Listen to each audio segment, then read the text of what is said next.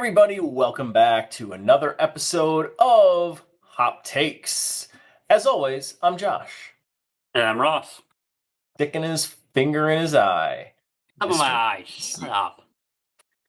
And we are here with another quick hitter episode of Hop Takes tonight. We have got two random beers. I don't even know what Ross is drinking. He doesn't even know what I'm drinking. We are just going to introduce these as we jump into the video, but you'll know because that's probably why you clicked on this thing to begin with. So let's dive right into these beers tonight. So Ross, what are you going to try for us? So I'm going to try from Brewfinity. I am trying their Dopplebock, which is called Contemplator. So this is a Dopplebock lager. For Brewfinity, for those who don't know, this comes out of Oconomowoc. So Molly and I were up there a few weeks ago. We picked up a bunch of random stuff from them. This is one of them I'm waiting to try. I don't think we've done a Dopplebock. Maybe you had a Dopplebock during your calendar, but I don't think we've done too many on the show so far. So I did have a Dopplebock in my Costco beer advent calendar, but stop bringing that up. Yeah. So let's get this in the glass. Let's get this poured out. So for those who have not been to Brewfinity, it's in Oconomowoc. It's really kind of the middle of nowhere. It's a really neat little place. I would definitely suggest going out there. Fun bartenders, fun little place. Hold on, like the brewery's in the middle of nowhere, or you consider Oconomowoc in the middle of nowhere? It's in the middle of nowhere in Oconomowoc. So picture that. Trust me. If you've been there, you know. Okay. This pour is very traditional, like you would expect a Dopplebock. It's got that nice dark caramel, autumn-looking color to it. Decent little head on it, tiny bubbles. This isn't an overly fresh beer. I think I've had this for a little bit now, and I think it was even there for a little bit. But overall, looks exactly how you want a Dopplebock to look. On the nose, you get that maltiness, kind of caramel toasted flavor throughout. Definitely sweetness from the caramel notes that you're getting. No, I mean it's a traditional Doppelbock. What you expect from a Doppelbock is what you're getting. So try it. Cheers.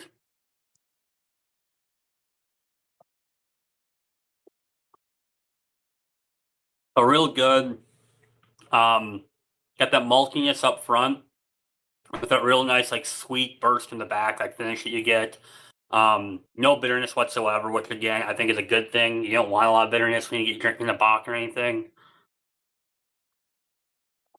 Honestly, this hits on all the notes you want. I mean, it's not the best Doppelbock I've ever had, but it's definitely it's above average. I mean, it's really good. It's really tasty. I know Bocks and my Bocks are much more of a spring beer. Doppelbocks, are those actually a fall beer, or does it fall into this? Okay, yeah. So I think typically, that late fall style. Yeah. Not really in season, but I don't care. I think Bocks are drinkable all year round. Personally, I'm a big fan of all version Bocks. I think this one's really good. I mean, it's weird because there's nothing standing out, but it's traditionally just a really, really, really solid, good beer. Would absolutely drink again, would absolutely order again.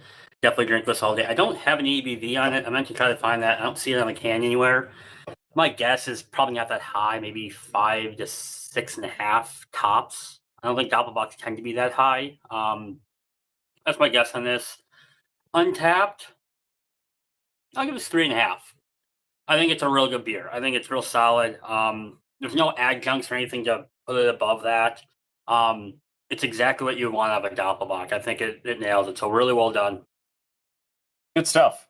Yeah, I know I've had a couple of things from them recently. I know you brought a few things back. I had their Nut Buster the other night when I was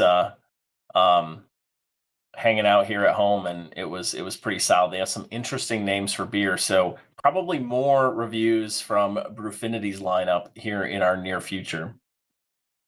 Good stuff. All right, so for me tonight, I am trying something from another Wisconsin brewery. I am trying an Untitled Art beer. This is from their barrel-aged series.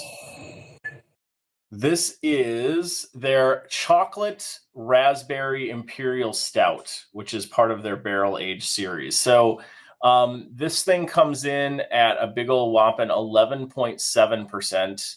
And it's got artwork on it by Heather Hailstones. So kind of that cool artwork that you see there. I think that's one of their key things with Untitled Art is to try to promote artists. So let's crack this thing open. I think this is going to be a pretty traditional looking imperial stout. Pretty dark here into the glass, which it is. Actually a little more brown character to this than I was expecting for an imperial stout. But still pretty dark, just not that jet black color that we get from a traditional imperial. Could be the raspberry kind of lighten it up a bit. Could be. So yeah, looking at it here in the light, I am still getting like a little bit of a reddish, brownish tint to it, a little bit in the light. I think you can see that on camera too. It's not jet black, but let's get a little nose on this thing and see what we got. Ooh. There's definitely a bit of a bourbon character on it. What I'm getting mostly, though, is the raspberry note. It's a very sweet raspberry note. Like the nose on this is like very sweet raspberry chocolate. I mean, you'd expect that based on the description, but primary nose is a little bit of that raspberry sweetness with the chocolate behind it, and then a slight hint of bourbon. Nothing major on the nose, but it's a very soft nose, which I think bodes well for a beer like this. Maybe a little vanilla behind that too. I'm getting. probably from the bourbon kicking in, and Could be. Let's check it out. Cheers.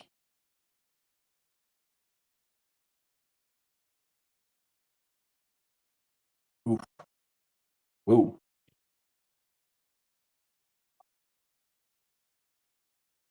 Mouthfeel, this is not, it's not like a pastry stout. It's not super thick or viscous. It doesn't have, it's got a good mouthfeel to it. It's definitely smooth. It's not over carbonated.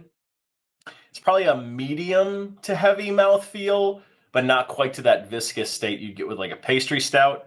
As far as taste,